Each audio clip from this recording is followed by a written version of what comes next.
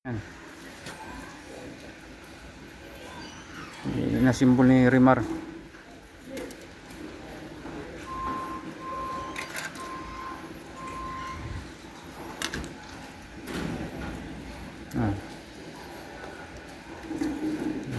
Tandaan mo lang to. Itong ano yun.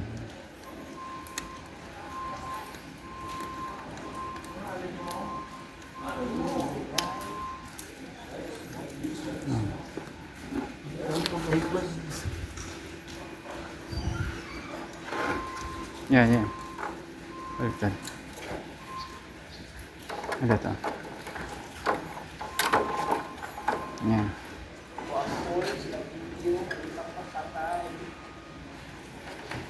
Tandaan mo to. Ito, dito yan. Dalawa na yan.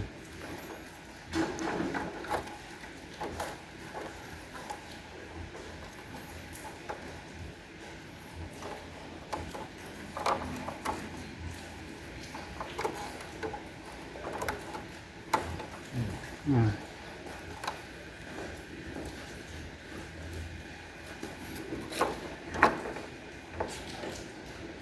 Tapos yung ano,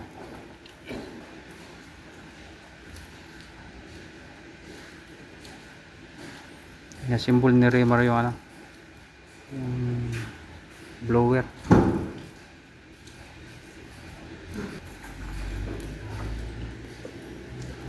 Digdiin mo lang. Tapos free wheel mo. Yan. Tapos kung mag-assemble ka man nito, yung punasan mo yung ilalim nung dito kasi nag-iingay yung pag hindi Magnet. yung ano niya, itong subblower niya. Mag-iingay kasi to pag hindi napunasan yung dumi. Masipag yun, no? Ito yung taga ano lang, taga pahit ng ano, mga cover. Yan, ina-assemble nung ano, yung receiver niya. Okay na yan. Yan. Okay na to. Tapos, i-assemble mo tong yung yan. Dito. May mga groove to Tatandaan mo lang tong mga groove na to. Ayan.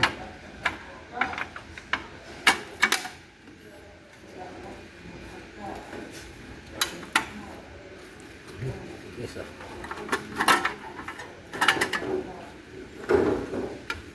Tungkitin mo lang yung ano. May panungkit dyan.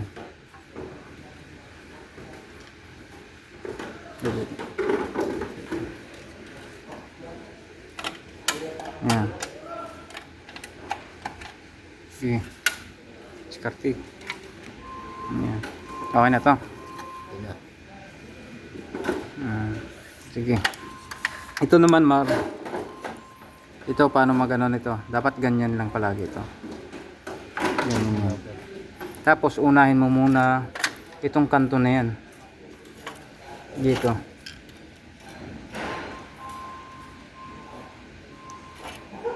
Sige.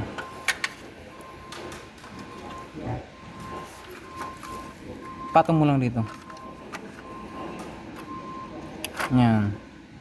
Tapos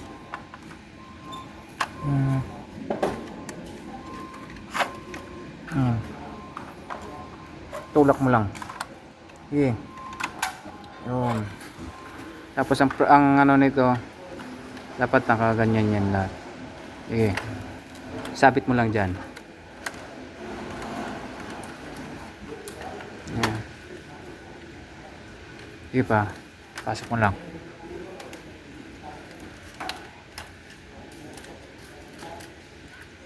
Yan. Tapos may mahaba doon na screw. Screwan mo, kunin mo yung screw dun sa hagdanan. Screwan mo na lang. Yung pinakamahaba, Mar, Oo. Tanggalin mo na yun. Tanggalin. Wala na parang laman niya. May borga?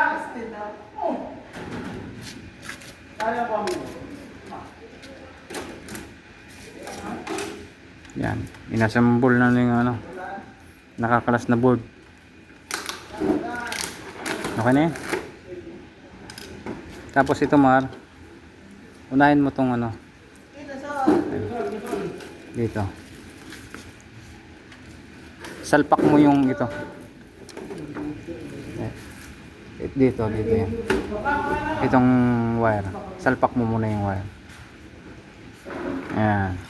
Yung tamang ano, magkabit ng display receiver. Yung wire harness yan ang tawag niyan. Okay. Sige. Hatakin mo. Hatak. Di pa. Tapos clamp mo to. Yan. Yan. Tapos salpak mo tong yan. Tulak mo. Yan. Yan. Yan tama. Tapos yung tamang pagkano nito. Yan. Si Madrid hindi ito marunong mag ano. Pero pahinga sa waya ang tanan. Yan. Yan.